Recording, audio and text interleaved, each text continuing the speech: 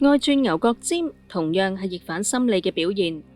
逆反心理喺人嘅成長過程嘅不同階段都可能發生，而且有多種表現，好似對正面宣傳作用唔認同、唔信任嘅反向思維，對先進人物榜樣無端懷疑，甚至根本否定，對不良傾向持認同情感，大喝奇采，對思想教育同埋守則遵紀嘅消極、抵制、蔑視、對抗等等。點解佢做嘅嘢比我少，人工就比我多？點解人哋都走晒，係我要加班？你又唔係我嘅上司，你憑乜嘢命令我啊？就算係上司啊，你憑乜嘢對我大呼大喝啊？類似嘅問題，只要喺你腦海中一閃，咁樣你就已經處於逆反之中啦。試諗下，你係咪有過類似嘅想法？如果你有過類似嘅想法，咁樣我就要同你講啦，請平靜下嚟。如果你唔可以平靜，咁樣會點呢？你遲早會將呢種情緒傳遞俾對方，日子耐咗，對方肯定亦都會感覺到㗎。你可能會問，我又冇講出嚟，佢點解會知啊？雖然你冇講，但係你嘅表情、語氣甚至姿態，遲早會出賣你㗎。中國有句說話叫做相由心生，你嘅情緒肯定會寫喺你塊面上面。人與人之間嘅氣場好微妙㗎，你係點樣，對方一定會感覺得到㗎。我哋都年輕過，都叛逆過，甚至有一段時間，我哋好喜歡桀驁不馴呢4個字，並且認為咁樣好有型，稜角分明係個性嘅體現。甚至我哋仲會感覺舉世皆濁我獨清，眾人皆醉我獨醒。如果你將呢種心態帶到工作中，咁就證明你仲未成熟啦。事情總係要做嘅，逆反心理讓你喺情緒上抵觸自己要做嘅事情，咁樣唔係同自己過唔去咩？如果對方係你嘅同事，佢可能會話：做咩咁唔配合啊？咁唔好相處嘅，以後有事唔揾佢啦。如果對方係你嘅客戶，佢可能會諗：做咩我俾錢你，你仲咁大架子噶？識唔識做生意噶？如果對方係你上司，佢又可能會諗：佢點解總係唱反調噶？係咪對我有意見啊？只要有一方有呢種諗法，恐怕你喺職場上嘅日子就會唔好過啦。如果有一日機緣巧合，三方意見統一，咁你嘅命運就定咗啦，執嘢走人啦。但係有啲人自己就係過唔到呢關，佢哋或者覺得事情唔公平，心理不平衡，或者覺得某人讓佢好不爽，或者覺得自己係啱嘅，人哋都係大白痴。於是就算你唔係要我做呢件事，我亦都要包拗頸，讓你知道我好唔滿意。我發現有一個有趣嘅現象，凡係願意與他人配合嘅人，喺職場上嘅路會越走越寬；凡係逆反心理好強，喜歡與人作對嘅人，佢哋嘅路會越走越窄。因為你唔喜歡別人，別人亦都唔喜歡你；你疏遠別人，別人亦都疏遠你。喺你穿上逆反嘅外衣保護自己嘅時候，你自己亦都正喺度逐漸咁邊緣化。如果你想喺職場上有所建樹，咁樣就敞開心扉啦，真誠咁樣與人溝通，認真咁做事，真心咁樣祝福你周圍嘅人取得成績。當你嘅力量與團隊扭到好似一條麻花繩咁樣，你先至會覺得如魚得水嘅。處喺青春期嘅子女都會對家長產生逆反心理，放到大社會中，同樣會對上司或者係工作產生逆反心理。人際交往中，經常亦都會碰到呢一種逆反現象。喺公司嘅老闆說一不二，部門經理經常都係面容冷峻，咁樣呢個時候就好容易激發人嘅逆反心理。因此喺人際交往嘅過程中，亦都有可能出現逆反嘅現象。Freddie 佢份工做咗好幾年，而家仲係一名普通嘅汽車銷售員。Freddie 總係覺得自己嘅事業進展得太緩慢，工作上面放唔開，想得多，好似轉咗入死胡同咁，感覺到特別有壓力。但係 Freddie 總係以一種消極嘅心理抵制對抗工作。老闆派咗個任務俾 Freddie， 叫佢做呢件事，佢偏要去做其他嘅事，話呢件事唔歸佢管，歸邊個邊個管，應該揾佢哋。或者部門經理話我哋呢個月嘅銷售業績要突破幾多幾多萬元，而 Freddie 就話而家係淡季，邊有可能賣到咁多啊？ Freddie 總係同佢對着幹，呢啲都係逆反現象。Freddie 話無論自己做咩事都覺得好攰，但係朋友對佢嘅評價係 Freddie 冇一次唔鑽牛角尖啊。佢自己亦都意識到問題嘅存在，但係卻不以為然。佢認為冇積極嘅心態，亦都可以同人哋一樣好輕鬆、好快樂咁樣工作同生活。Freddie 從細到大都有鑽牛角尖嘅毛病，本來好簡單嘅事情，越想就越複雜，思想壓力就越嚟越大。返學嘅時候喺學習上就死學，好簡單嘅一條數學題，佢卻將佢想到好複雜，鑽牛角尖。有時佢亦都試住改善自己鑽牛角尖嘅思維習慣，但係 Freddie 做每一件事要考慮好長嘅時間，睇下自己點樣做先至唔會鑽牛角尖。咁好明顯啦，已經犯咗鑽牛角尖嘅毛病啦。佢當然都係一概不知嘅啦。係乜嘢事讓 Freddie 嘅心理咁糾結嘅呢？等我哋睇一個實驗啊！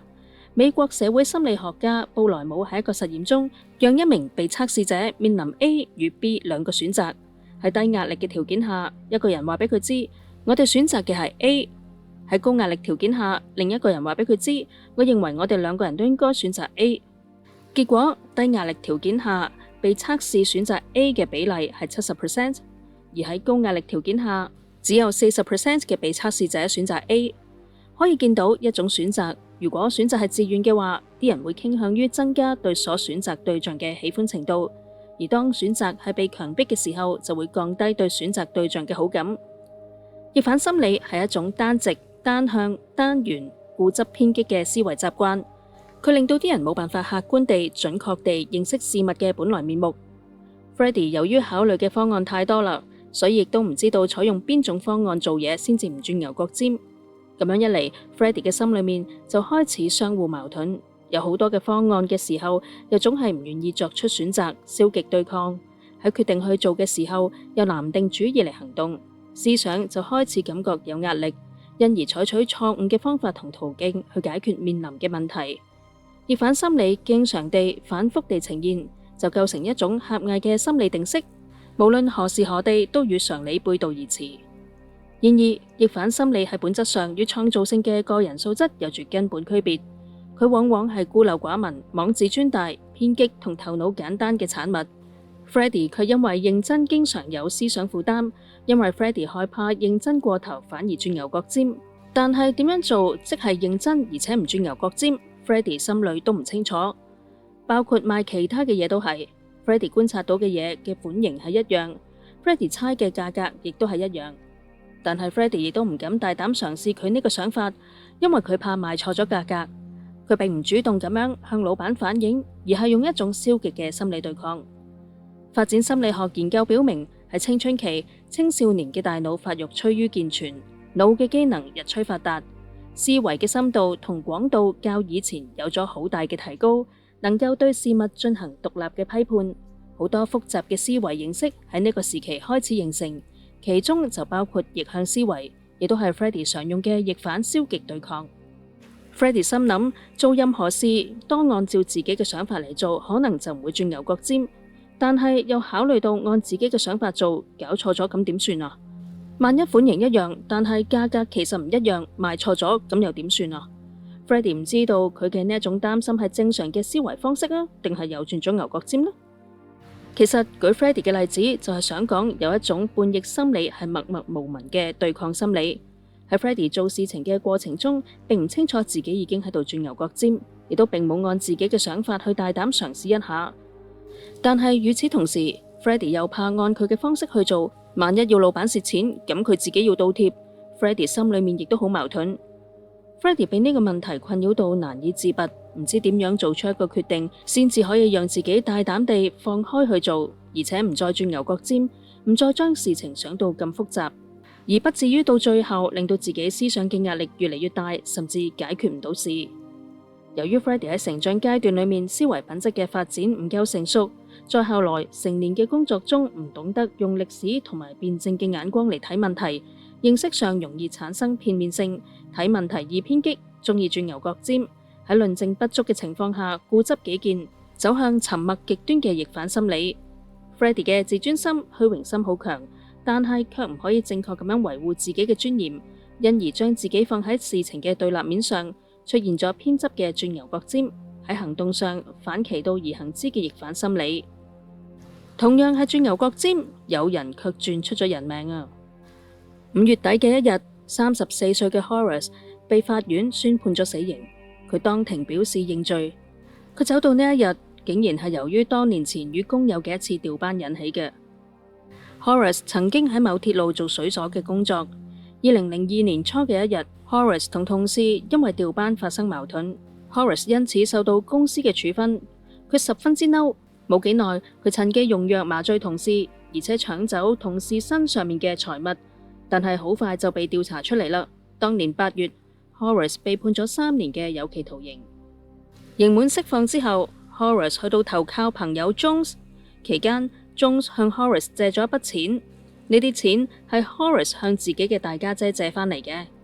2008年10月，Horace 多次向 Jones 要求還錢，但係都冇結果。佢因此亦都冇辦法向家姐還錢，非常之尷尬。Horace 惱羞成怒，決定殺咗 Jones 嚟到解恨。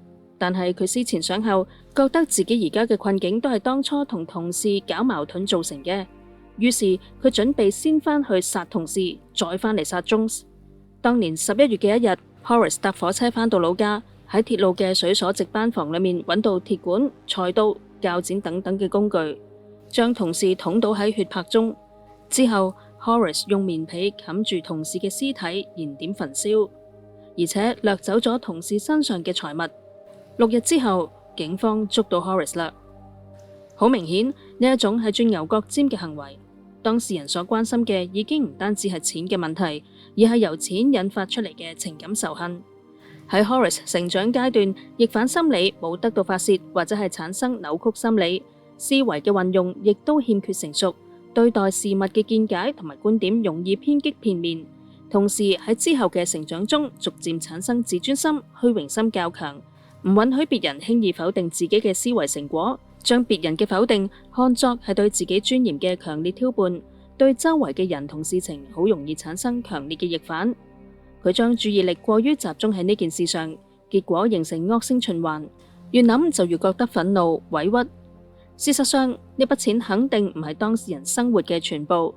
有時候現實嘅問題冇辦法一下子解決，不妨轉移精力，暫緩一下，跳出牛角尖去關注其他事情，轉頭再翻過嚟，原有嘅矛盾或者冇咁嚴重呢。